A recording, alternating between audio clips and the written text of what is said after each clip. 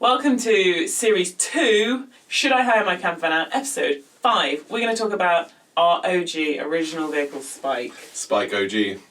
So we're going to talk about the costs, how much does he cost to buy, to build up, and how much has he made over the years, and why is he such a popular design of a campervan. So let's run into the costs first. Spike was purchased in November 2019 when vans were not at the price they are now. Yeah, before the campervanning all kicked off, and van prices went up about 30%. Yeah, so even now it's even more of a reason to hire a campervan out because of those excessive costs of base vehicles. So he cost £14,000 to purchase, and then getting them more kitted out cost about £10,000. Now, I actually bought Spike before I met Matt. So I had a lot of the work done by another professional, and then Matt stepped in and finished off the job. Yeah, so I think you spent about £2,000 on electrics? Yeah, on electric setup by a really good, someone we really recommend. Yeah, so that's all the batteries, all the controllers under the seat, and then actually doing the first fix wiring through the van, then you do your cladding and such, and then you'd have the wires. So it was quite professional work, and then he'd come back and then fit the fittings. So that's a lot of money. It was a lot of money. That was obviously for someone else's time, and it does take a lot of time to get someone else to do it for you. So total cost, we're now looking at about £24,000, and that's not including our labour that it took to work on it, all the painting, filling, building of furniture. But I think that was quite upper market sort of things. Like we had things like Rhino roof rack, which is £600 alone. You don't need a roof rack. That was just for the image. So the level we were going for is something that I wanted to feel like I could go on any adventures with, but also felt really homely and cosy on the inside. So we launched Jurassic Vans in July 2020, in the middle of a global lockdown. Good one, hey, travel business. Don't know if you've heard of it.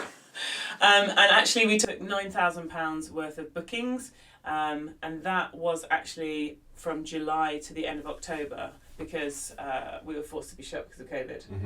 Yeah, not ideal. Not great, but that's what happens when you launch a travel business in a national lockdown or global lockdown. And then move on to 2021.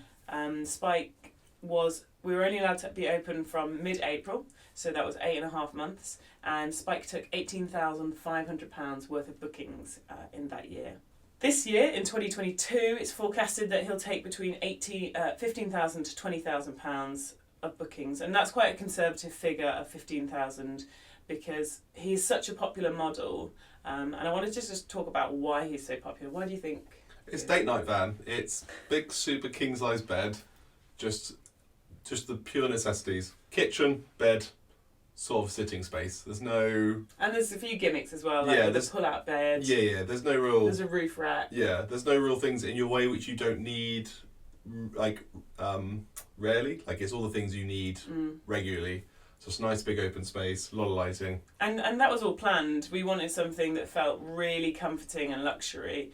So we spent a lot of time planning it out and refining it and coming up with different versions. So he's really popular, one, because he's really good base starter vehicle for people that want to be in a campervan but be in luxury. Smooth driving. Really smooth driving. He looks the part as well. Externally looks quite mean and quite good green turquoise colour.